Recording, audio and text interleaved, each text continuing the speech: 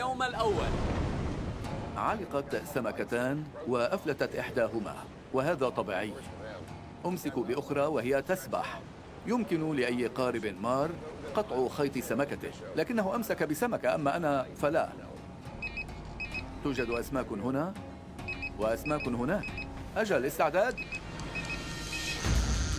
ها هي علقت. هذا ما نريده. تعالي يا فتاة. أمسكنا بسمكة. فلنرى من سيرفعها إلى السطح أولا.